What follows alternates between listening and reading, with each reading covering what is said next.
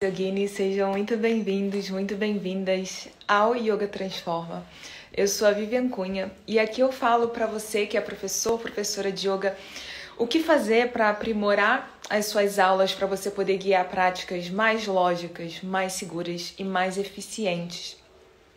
Então hoje eu vou falar especificamente, bom dia, hoje eu vou falar especificamente sobre por que é importante que os professoras de yoga conheçam. Acho que eu voltei, tive um problema de conexão, acho que agora voltou. Então, como eu dizia, né? Hoje eu vou falar sobre por que é importante que professores de yoga possam conhecer o Vedanta. Bom, antes de falar da importância de tudo isso, eu quero falar um pouco sobre a relação do yoga com o Vedanta, né? Que relação é essa? Como que isso se comunica? Porque às vezes a gente ouve falar tanto de Vedanta, não sabe exatamente o que é, não sabe exatamente qual é a relação que isso tem com o yoga. Então, tanto o yoga quanto o Vedanta são elementos, né? São partes dos darshanas. Darshanas são essas tradições, né? Essas filosofias que vêm lá da Índia, né? Que buscam explicar o sentido da existência do ser humano, né? Qual o sentido do universo, o sentido dos cosmos, para que a gente possa caminhar para se libertar dessa ignorância, né, de não conhecer a realidade, né, de não conhecer o sentido de tudo isso. Então, tanto o yoga quanto o Vedanta, né, são 6 darshanas no total, tanto o yoga quanto o Vedanta estão lá, dentro desses darshanas, né. E originalmente o yoga caminha lado a lado com Sankhya. Então, Sankhya originalmente é a filosofia que informa, né, que traz a base, traz a estrutura do yoga. E o yoga é a prática, é como a gente vive e aplica isso.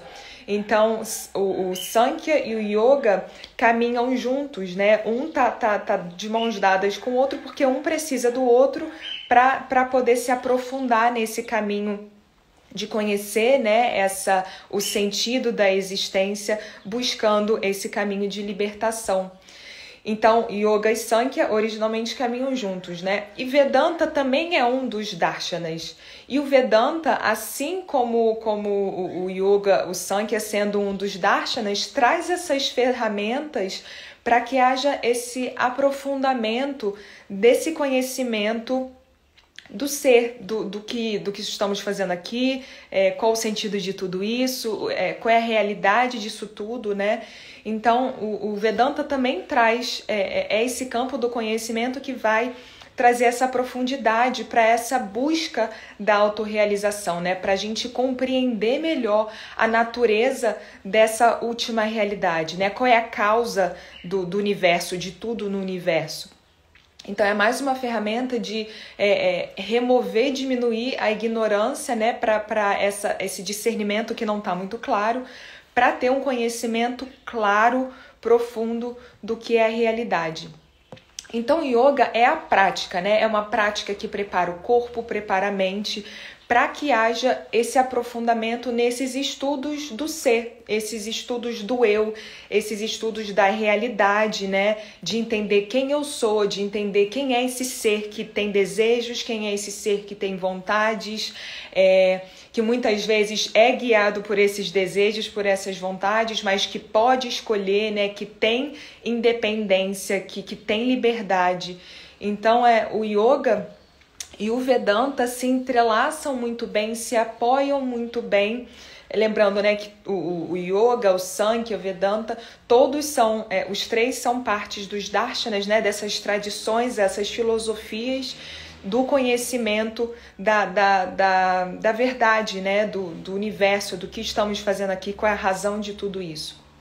Então, o Vedanta é até uma forma, né, do Jnana Yoga, que é o yoga do conhecimento, e traz esses estudos, esse conhecimento mais profundo do porquê de tudo, né? Qual é a essência da condição humana, qual é a essência do cosmos, qual o porquê de tudo isso. Então, o Vedanta vai ensinar o próprio objetivo do yoga, Então, o objetivo do yoga, né, o reconhecimento dessa unidade, o reconhecimento da verdade, da última realidade, é o mesmo assunto que o Vedanta trata, né? Então, o Vedanta vai trazer esse conhecimento, esses estudos, essa contemplação que o yoga também está trabalhando na prática. Então, como eu falei, né, Jnana Yoga, Jnana significa conhecimento. Então, Jnana Yoga, que é o yoga do conhecimento, de conhecer, de refletir, de contemplar essa realidade, né, de reconhecer que existe a Ahankara, que é o ego, né, essa parte de nós que nos individualiza, saber o lugar que isso ocupa e o quanto isso é capaz de nos anuviar, de deixar turva a nossa visão, a nossa noção de mundo, a nossa noção de quem a gente é. Então, o ego, né, que tem essa função de trazer a individualização de cada um de nós. Tantas vezes a gente se envolve tanto com esse ego e parece que tudo se torna sobre mim, sobre o eu, sobre a gente mesmo, sendo que a gente muitas vezes se desconecta da unidade, de que somos partes dessa unidade, né? Então, o conhecimento de tudo isso e um conhecimento profundo, né? A partir da prática, né? Da vivência, da gente colocar não só no intelecto, mas também em diversas outras camadas mais profundas do nosso ser. O yoga possibilita que a gente traga isso para o nosso corpo, para a nossa mente, para o nosso campo energético. E o Jnana Yoga, né? Sendo o Vedanta, sendo também uma forma, né, de Jnana Yoga, porque o Vedanta é esse conhecimento do ser, de quem somos, de qual a verdadeira, a última realidade, é essa forma de entender, né, que pode ter um aspecto intelectual, de entender lendo, de entender estudando, mas também se aprofunda porque tem um entendimento que permeia todos os outros aspectos do nosso ser, que não fica meramente no racional, no intelectual. Então, o yoga ajuda a gente a trazer isso tudo a partir das sensações, né, de estar mexendo com coisas diferentes além do intelectual. Então, o Vedanta traz esse conhecimento, então a gente lê, a gente estuda, mas é importante a gente contemplar, a gente meditar e trazer isso também para o nosso corpo, para o nosso campo energético, né? A gente sente o prana, essa energia vital circulando pelo nosso corpo, né? E entender, ok, o que é isso, o que isso significa, o que eu devo fazer com isso. Então, o estudo do Vedanta vai informar, vai trazer uma base bem sólida para esse entendimento que a prática do yoga traz, né? E o Vedanta, quando a gente pensa cronologicamente, ele é inclusive anterior à prática de asanas. Então, a prática de asanas, na verdade, é algo que aparece depois, quando a gente pensa na linha do tempo, aparece depois em relação ao Vedanta, né? Então, falando um pouco mais sobre o Vedanta, né? Para contextualizar ainda um pouco mais, antes de falar um pouquinho mais profundamente sobre o Vedanta, é importante, como eu falei lá no início, né? A gente tem os 6 darshanas, né? Essas tradições, filosofias que vêm desse aspecto, né? Dos Vedas, sendo Yoga um deles, sendo Sankhya um deles, sendo Vedanta um deles. É interessante a gente saber diferenciar o Sankhya do Vedanta. Então, o Sankhya, né, que Sankhya e Yoga caminham juntos porque o Sankhya é a base direta, né, um reflexo do que é o Yoga sendo a prática, o Sankhya sendo digamos, a filosofia, né, o conhecimento que vai informar o Yoga. Então, como se fosse esse reflexo. O Sankhya é uma escola que é uma escola de conhecimento, né, que é dualista. Ou seja, essa dualidade fala de princípios que são básicos, mas ao mesmo tempo são polarizados, né? São antagônicos. Então, são 2 naturezas opostas, que é o que a gente vê nessa realidade material, né? A gente tem o frio, o calor, a gente tem dia, noite, enfim, tem sempre essa ideia de 2, né? De opostos. Então, Sankhya tem esse olhar a partir da dualidade. E no Sankhya, isso vai se manifestar em Prakriti e Purusha. Então, o Sankhya sugere que essa última realidade, né, que o próprio universo, tudo no universo, é dividido em duas partes distintas. Então, Prakriti e Purusha, né? E o que é cada um deles? Então, Prakriti é o mundo material, né? Com toda a sua variedade, com toda a sua diversidade. E Purusha está embutido, está inserido ali no Prakriti. Então, não existe Prakriti sem Purusha. Então, Prakriti é a matriz de todos os fenômenos possíveis nesse mundo material. Então, a gente pode falar que o Prakriti é a natureza humana. É tudo aquilo que evolui, é tudo que se transforma, é matéria, né? É a fonte de todos os fenômenos, é essa força que move tudo da unidade para a diversidade. Então, tudo que tem essa ideia de diversidade, de multiplicidade, vem de Prakriti. Então, Prakriti, né, meu corpo, né, o nosso corpo é Prakriti, a nossa mente é Prakriti, nosso humor é Prakriti, a nossa respiração é Prakriti, né, nossos pensamentos, emoções, tudo da matéria, né, o nosso celular, o computador, as redes sociais, o Instagram. Então, tudo que é vida humana e é produto, né, relacionado a essa vida humana material é Prakriti. Só que a gente tem também Purusha, né? A partir desse olhar do Sankhya, da dualidade, tem o Prakriti e tem Purusha. Prakriti não existe sem Purusha. Purusha existe sem o Prakriti. Então, Purusha é justamente essa ideia da consciência, né? Tudo que não é. E é difícil, né, a gente explicar de fato o que é Purusha, porque Purusha é tudo aquilo que não é Prakriti. É a essência, né? É como se fosse a semente, a essência do ser. Então, é a consciência pura, né? É a raiz de tudo, né? Tudo aquilo que não é Prakriti, aquilo que é indestrutível, que não se submete à ideia de tempo, não se submete à ideia de espaço. Então, é a unidade, é aquilo que permeia tudo. Então, é aquele aspecto do nosso ser que é eterno, que sempre existe, sempre existirá, sempre existiu. Na verdade, não existe nem essa ideia de tempo, né? Que se eu estou falando existiu, existirá, a gente tem a ideia de passado e de futuro. Só que Purusha não se submete ao tempo, então apenas existe. Existe, sempre existiu e sempre existirá. É difícil falar sem a ideia de tempo, né? Usando o passado e futuro. Mas essa ideia é uma coisa permanente, sempre eterna, sempre indestrutível, sempre ilimitada. Então, segundo Sankhya, Purusha é essa raiz, né? É essa consciência, é a consciência pura, é a essência de tudo, né? Então, é aquilo que tem a indestrutibilidade, que não se submete a oscilações. Então, a gente tem no Sankhya Prakriti e Purusha. Prakriti sendo tudo que a gente está vendo, tudo que a gente sente, tudo isso que está aqui na matéria. Mas para Prakriti existir, Purusha precisa estar ali. Então, o Sankhya se apoia nessa ideia de Prakriti e Purusha, da dualidade. E já o Vedanta se apoia numa outra ideia e usa uma terminologia também diferente. Então, no Vedanta, né, o que o Sankhya chama de Purusha, o Vedanta vai chamar de Atman. Então, por isso que às vezes a gente vê Purusha, Prakriti, Atman e acha aquilo confuso, né? Se a gente não sabe de onde está vindo cada terminologia, pode ficar um emaranhado de conceitos que parecem que não se encaixam, não conversam entre si.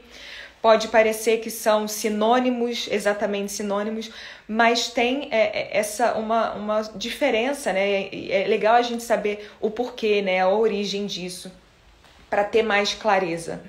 Então, essa ideia de Purusha, do Sankhya, o Vedanta vai chamar de Atman. Então, Atman é essa consciência pura, né? É aquela essência, aquela parte que é indestrutível, que é atemporal, que independe de lugar. Então, já no Vedanta tem essa ideia do Atman. Aí temos também o Jivatma e Paramatma. Então, Vedanta usa essa terminologia diferente porque o olhar do Vedanta também é diferente. Então, o Vedanta tem um olhar que é não dual, o Advaita Vedanta, né? Então, o Advaita Vedanta é um olhar da não dualidade, é um conhecimento que não pensa nessa polarização que o Sankhya traz do Prakriti Purusha. Então, para o Vedanta, existe uma única realidade, né? Então, o que eu estava falando, né, só para não ficar solto, né, que eu estava falando do Atman, Paramatma e Jivatma, pro Vedanta, o Atman, né, que seria algo bem similar à ideia de Purusha do Sankhya, o Atman é essa essência, né, essa luz divina que é comum a todos os seres.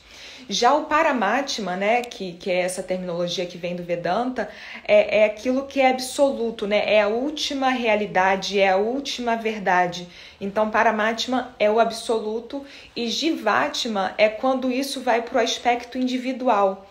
Então, é o reflexo dessa luz divina que se manifesta em cada ser.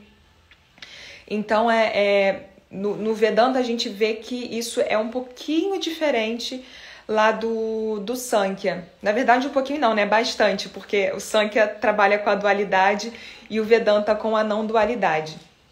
Então, falando um pouco mais, né, dessa não dualidade do Vedanta, como eu falei, o Vedanta traz essa ideia dessa busca pelo autoconhecimento, pela autorrealização, né? Esse desenvolvimento, essa evolução mental, emocional, espiritual de realizar, de perceber e conhecer, refletir sobre essa verdadeira realidade, essa única, última realidade, né?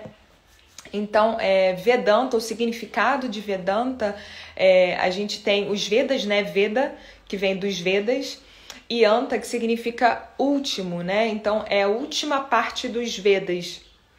Então, a última parte dos Vedas são os Upanishads, que está lá no finalzinho dos Vedas, né? E esse último, né? Esse fim, que significa o Anta, né? Do Vedanta, traz essa ideia da última parte dos Vedas, mas também traz essa ideia da culminação, né? Sabe aquela coisa do o melhor, algumas pessoas têm isso, né? De deixar o melhor para o final.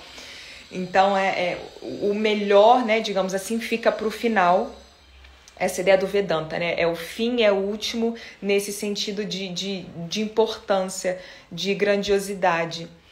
Então, no Vedanta, a gente tem como uma figura muito marcante Shankaracharya, que foi uma figura importantíssima, marcante lá no século VIII, que foi aquela pessoa que difundiu, né? Que propagou o Vedanta, que propagou esse conhecimento. Como eu falei agora há pouco, né? A linhagem, digamos assim, mais conhecida do Vedanta, porque tem algumas diferentes, é o Advaita Vedanta, que é justamente essa visão não dual, né? Que só existe a unidade, a verdadeira realidade é a unidade. E tudo que não é unidade é, na verdade, algo que parece ser, mas não é. É uma ilusão, né, Maya? Então, se algo parece ser algo diferente da unidade, é porque o discernimento ali não está muito claro. Então, essa ideia de multiplicidade que a gente tem aqui, né? Poxa, mas como que existe essa unidade? Se eu sou eu, você é você, isso aqui é uma caneta, isso é um papel, como assim tudo é unidade? Então, o Vedanta traz essa ideia de que a ideia de multiplicidade, ela é ilusória. Ela é parte da matéria, só que, na verdade, não é algo que parece ser, mas não é a verdadeira realidade, né? Então, tem uma metáfora, né? Isso, às vezes, é complicado da gente conseguir, de fato, entender e assimilar, né? Porque não é algo simples, né? É algo bem complexo mesmo. E uma metáfora que é legal é a metáfora do ouro, né? Então, por exemplo, a gente tem um anel de ouro, a gente tem uma pulseira de ouro, um colar de ouro. E isso seríamos nós, né? Eu sou a Vivian, você, enfim, cada um de nós temos a nossa identidade, digamos assim, nessa realidade aqui que estamos, nessa realidade da matéria. Então, cada um de nós tem o que torna nós um indivíduo, algo único e individual. Então, seria a mesma coisa, né? Do anel de ouro, da pulseira de ouro, colar de ouro. Só que, em última instância, tanto o anel quanto a pulseira, quanto o colar, tudo aquilo é ouro, aquilo não deixa de ser ouro. Então, por mais que seja uma pulseira e tenha um formato de uma pulseira, aquilo é ouro. O anel, por mais que tenha um formato que é diferente da pulseira, completamente diferente, o tamanho é diferente, o lugar que a gente usa é diferente, aquilo não deixa de ser ouro. Mesma coisa o colar, né? Então, estátua de ouro, enfim, cada um tem a sua finalidade diferente, mas tudo aquilo segue sendo ouro. Então, se aquilo quebra, se aquilo derrete, se aquilo se desfaz de alguma forma, continua sendo ouro. Então, se eu derreter meu colar, se eu derreter o anel, segue sendo ouro, vai virar ouro. Vai permanecer ouro num outro formato. Então, essa seria a ideia dessa última realidade, né? Então, o Atman, né, o absoluto, a verdadeira realidade, seria esse ouro que permeia tudo que se manifesta. Então, o anel é ouro, o colar é ouro. Então, todos nós, né, por mais que a gente tenha essa individualidade, a gente tenha essa ideia de diversidade, de multiplicidade, é algo que acontece, né, nessa realidade que a gente está, mas isso não faz com que a gente deixe de ser esse Atman. Então, o Atman está em mim, está em vocês, é parte de cada um de nós. E é como se fosse o ouro que está ali. Então, quando o nosso corpo acaba, né, nessa realidade, quando quando o corpo morre, segue sendo ouro, segue sendo Atman. Então, essa consciência que permeia cada um de nós é indestrutível, é ilimitada, sempre existe, sempre existirá, sempre existiu. Então, essa ideia que o Vedanta traz, que eu acho que essa metáfora, né, do ouro, do anel, do bracelete, traz uma imagem um pouco mais palpável disso tudo, né? Então, o Vedanta se apoia nessa ideia da unidade. E a partir desse olhar da unidade, esse olhar da não dualidade, a gente consegue compreender melhor sobre a nossa condição enquanto seres humanos, né? Sobre qual é a realidade desse universo. E aí vai trazendo mais profundidade para a nossa prática de yoga, né? Para que a nossa prática de yoga seja algo que transcende a ideia dos asanas, né? Claro que tem a sua importância, mas que seja uma ferramenta da gente tranquilizar e trabalhar a nossa mente, o nosso corpo, para que a gente se aprofunde nesse entendimento de quem somos em última instância. Então, o Vedanta, né, é importante para os professoras de yoga compreenderem, nem que seja um pouco, né, ter uma ideia do que isso significa, para ter um entendimento mais profundo, né, para entender melhor essa ideia do que essa realidade que a gente vive, né, o que é estar aqui, quem sou eu, o que estou fazendo aqui, por que disso tudo, né? Então, é uma ferramenta assim, muito incrível, né? É esse conhecimento que nos ajuda a compreender a realidade. E é importante lembrar, né, que existem diversas formas, existem formas diferentes de compreender essa realidade. O Vedanta é uma das formas, né? E aí, por que é importante, né, como enquanto professores, a gente ter esse conhecimento do Vedanta? É importante a gente lembrar, né, que o yoga recebe diversas abordagens. Então, pode ficar, se a gente não consegue perceber, né, identificar da onde está vindo cada conhecimento, pode virar um grande emaranhado, uma grande confusão. Porque foi aquilo que eu falei lá no início, né? Poxa, é Purusha, é Prakriti, mas aí tem Atman, aí tem Jivatman. E aí vai vindo um monte de conceitos, aí, mas espera aí, esse aqui não tá batendo muito bem com esse. E uma vez eu fui numa aula e o professor falou de Purusha. Aí eu fui na outra, o professor falou de... E aí? Aí eu fiz um curso e esse curso tá só falando de Prakriti e Purusha. Aí fui fazer outro curso, era Jivatman. E aí, qual é a diferença disso, né? Como que isso conversa, como que isso não conversa? Então, a gente ser capaz de inserir esses conceitos onde eles estão, né? Em que caixinha, digamos assim, né? Em que campo de conhecimento cada um está vindo, né? Qual linhagem esses conceitos, esses conhecimentos estão vindo, vão trazer cada vez mais clareza, contexto e profundidade, né? Então, a gente entender que Purusha Prakriti é algo que vem do Sankhya, traz um entendimento muito mais claro que, na verdade, isso é um sistema dual e o Vedanta, na verdade, é não dual. Então, tem essa ideia de uma realidade, né? E tudo que não é essa realidade, na verdade, é Maya, é uma ilusão. E dentro disso a gente tem a ideia do Atma, né? Que é o absoluto que se manifesta no Jivatma. E o Paramatma, né? Sendo esse absoluto que o Atman está permeando tudo, né? Tanto o indivíduo quanto tudo à nossa volta. Então, a gente conseguir perceber de onde está vindo cada um desses ensinamentos traz muito mais clareza para a gente saber se situar e saber o que a gente conseguir filtrar, né, o que a gente aprende, conseguir passar com mais clareza aquilo para os nossos alunos, né? Lembrando que tem outras formas de enxergar também. A gente tem o Tantra, por exemplo, que cronologicamente aparece depois do Vedanta, né? E o Tantra também tem um olhar bem diferente do Vedanta, que a gente pode trazer esse olhar mais, colocar essa lupa, né, sobre o Tantra em outra live também. No Tantra há a forma que o Vedanta vê, né, é que tudo que está aqui é uma ilusão. Essa realidade, né, é algo que parece, mas não é. E é claro que a gente tira o melhor proveito possível, né, dessa experiência, reconhecendo essa consciência pura, né, o ouro, a metáfora do ouro, né. Já no Tantra tem uma valorização do corpo, da vida, da matéria. Então o Tantra não enxerga isso como ilusão, mas sim algo extremamente necessário de caminhar na espiritualidade, né? Então o Tantra vai trazer um olhar também bem diferente do Vedanta.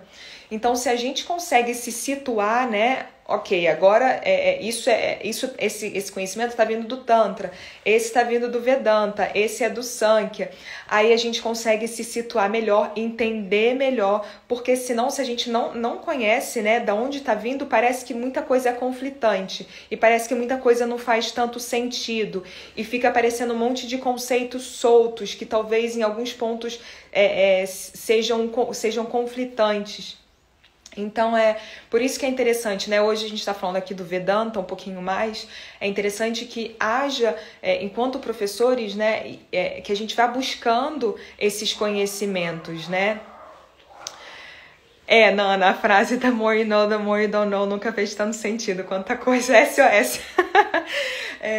Quanto mais a gente sabe, mais a gente vê que a gente não sabe, né? Então é isso, né? É muito conhecimento, né? Tem muita profundidade e o Vedanta é muito profundo, né? É um conhecimento assim muito incrível, traz ferramentas maravilhosas, assim como o Tantra também. Então conforme a gente vai conhecendo cada um com mais profundidade, além da gente ter mais clareza, a gente também pode perceber qual que faz mais sentido pra gente, porque cada um traz entendimentos muito incríveis, só que pode ser que para você, especificamente, algo que vem de um não faz tanto sentido, e aí você se identifica mais com algo que o outro traz.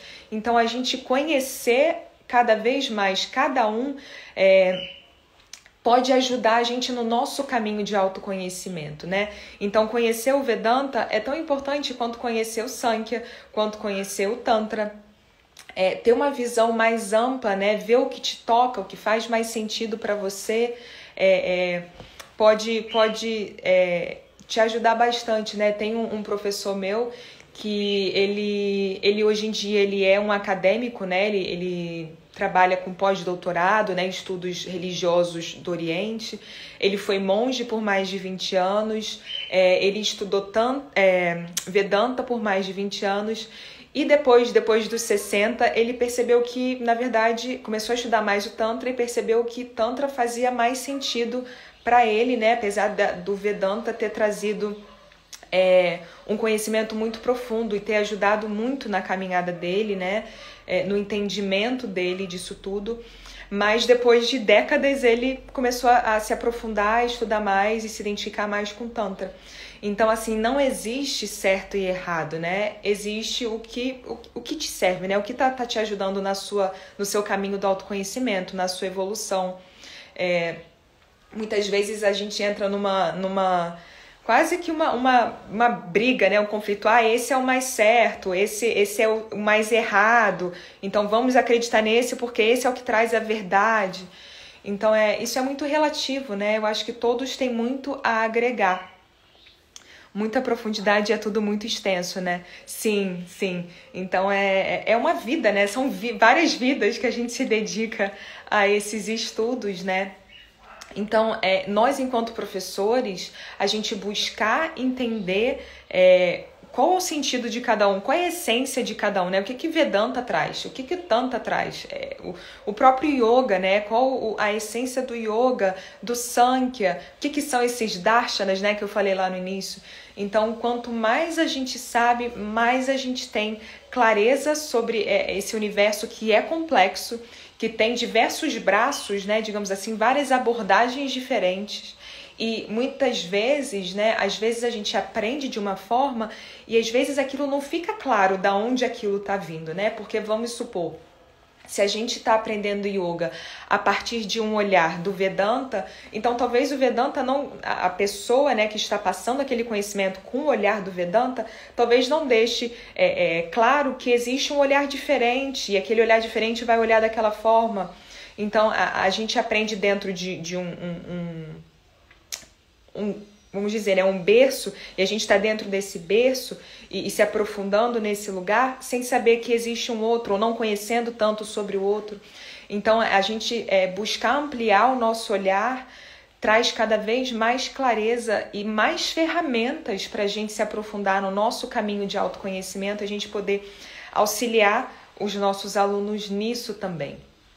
Então, eu recomendo muito, né, que se é algo que te interessa, que haja esse aprofundamento no Vedanta, porque traz entendimentos muito incríveis, né, de a gente reconhecer que existe essa consciência que tudo é capaz de experienciar, tudo é capaz de observar, e que é ilimitado, que é sempre paz, que é sempre tranquilidade, que é ilimitado, né? E que essa ideia, né, de limitação, essa ideia de temporalidade é parte desse universo material que, na verdade,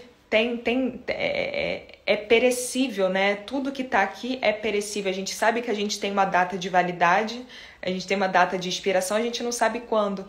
E aí a gente se apega muito a tudo que está aqui nessa realidade e a gente sofre quando essas coisas se encerram, quando essas coisas perecem, digamos assim, né? Pessoas, coisas, enfim, as transformações que a gente passa na nossa vida, a gente se apega e a situação acaba, a gente sofre. Então, o Vedanta traz um olhar bem interessante para esse sofrimento, né? A raiz desse sofrimento é essa profunda identificação com o que parece ser, mas não é, né? Com esse Maya, com esse mundo ilusório, sendo que a gente muitas vezes se esquece, né? Que nós somos o ouro, a gente essa consciência que não está submetido a tempo, a espaço, sempre foi, sempre será.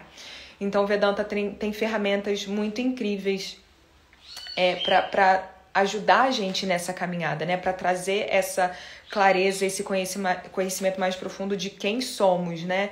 O que estamos fazendo aqui. Então, se você ainda não é muito familiarizada, né, familiarizado com o Vedanta, eu te aconselho, né, a buscar um pouco mais esses conhecimentos, porque eles podem trazer ferramentas muito legais. E tem livros, né, por exemplo, se você quiser começar a estudar por livros, a professora Glória Arieira é uma referência assim, de Vedanta, de professora de Vedanta aqui no Brasil.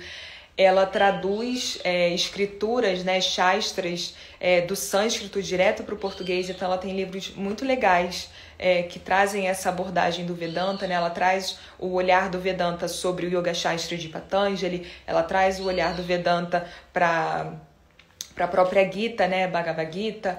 Enfim, é uma sugestão que eu deixo, né, professora Glória Arieira, os livros dela, né, ela tem cursos, grupos de estudos, então é uma pessoa assim super confiável se você se interessa em se aprofundar no Vedanta. Então, queria falar hoje era isso, né? Queria falar muito da importância, né? Da gente conhecer, enquanto professores, professoras, de conhecer e se aprofundar no Vedanta, né? Ou ter um conhecimento, se é algo que você acha que não conversa tanto com o que você busca, ter um conhecimento de entender o que é, pelo menos, né? Qual o sobrenome da professora Glória Arieira. Arieira é o sobrenome dela. Glória Arieira. Então, o livro dela, né, que fala sobre os sutras, né, o Yoga Shastra de Patanjali, é o yoga que conduz à plenitude. Então, esse é um livro bem legal. Ela tem também o olhar dela do Bhagavad Gita, né? E aí eu não lembro como é que é o nome, mas tem um subtítulo, né? Mas se você buscar, né, Bhagavad Gita, Glória Arieira, você vai achar. Imagina, de nada, Gigi. Então é isso, né? Recomendo o estudo do Vedanta, é muito rico, é muito profundo, dá um suporte, né? Dá uma profundidade maior à prática de yoga, principalmente quando se você sente que a prática tá muito no físico, né? Essa sensação de, poxa, quero expandir, quero me aprofundar, expandir o olhar, a consciência, o conhecimento. Então o Vedanta é uma ótima ferramenta, então eu recomendo demais. Agradeço muito a presença hoje, terças e quintas, né? Estamos aqui. Um ótimo dia para você. Qualquer dúvida, sugestão, fica à vontade para mandar mensagem, e-mail, direct. Tenha um ótimo dia. Namastê.